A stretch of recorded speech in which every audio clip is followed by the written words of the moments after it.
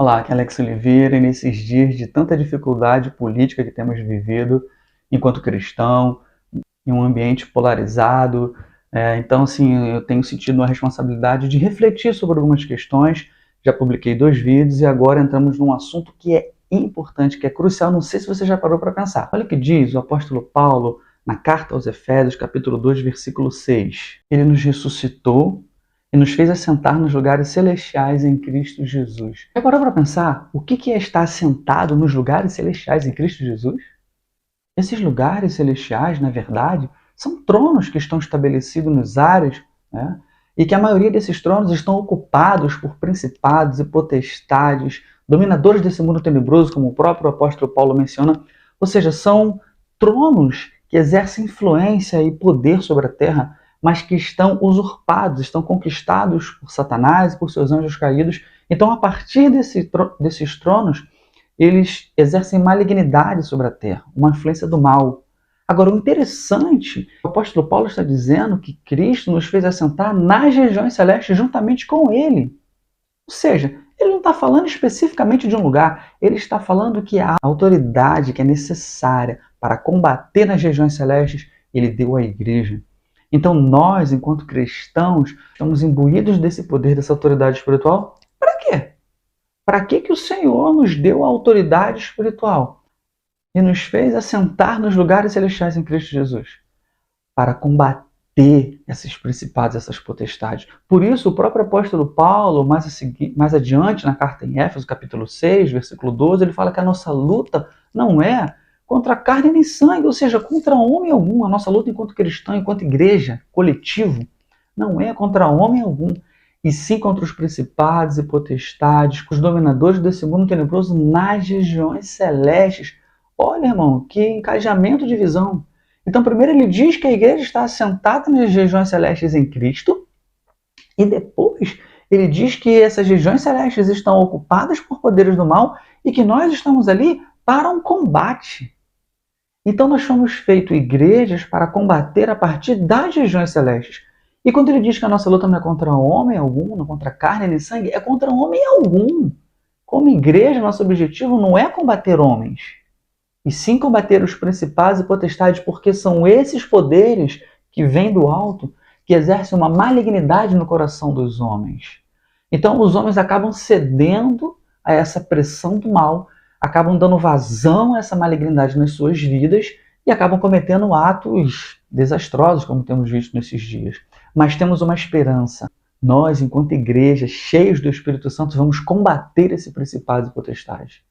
Mas aí nós temos que pensar, se a nossa luta não é contra homem algum, muitas das vezes nós temos desvirtuado a visão do combate, deixando de combater nas regiões celestes e combatendo nas regiões humanas.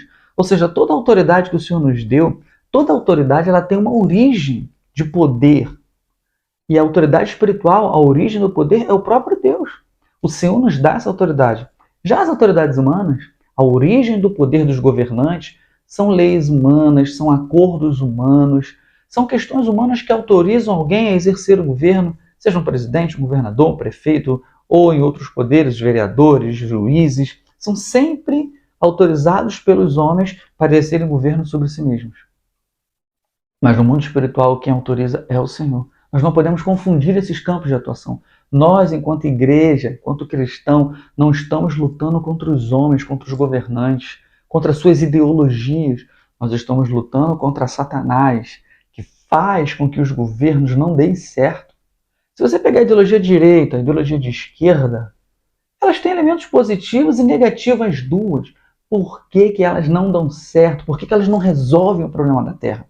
Por que elas não trazem uma paz definitiva? Por que não acabam com a doença, com a pobreza, com a desigualdade, com o desemprego, com a fome, com a miséria, com a violência? Por quê?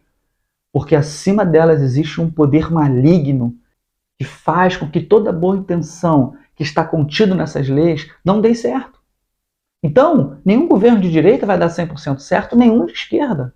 Mas nós não estamos aqui para apontar os erros para o candidato A, o candidato B, para o presidente A, o presidente B, não. Nós estamos aqui para combater a origem de todo esse mal, que são as regiões celestes que exercem poder nesse mundo tenebroso. Um aspecto prático, como isso funcionaria? Preste atenção, No Evangelho de Lucas, capítulo 10, versículo 10, quando o Senhor enviou os 70 a pregar o Evangelho, e eles retornam, sabe, todos entusiasmados, porque a partir do nome de Jesus eles expulsaram demônios, libertaram pessoas. Jesus respondeu para eles assim: eu vi Satanás caindo. O que isso significa, amados? Quando estamos imbuídos da autoridade espiritual e pregamos o Evangelho, nós libertamos as pessoas das garras de Satanás. É menos um trono na vida de uma pessoa. Então, na medida em que uma pessoa é liberta pela autoridade espiritual do Senhor, Satanás cai, ou seja, menos uma área de influência desses poderes tenebrosos do mal sobre uma pessoa. Porque essa pessoa foi transportada do império das trevas para o reino do Filho do amor do Pai, ou seja, para o reino de Jesus.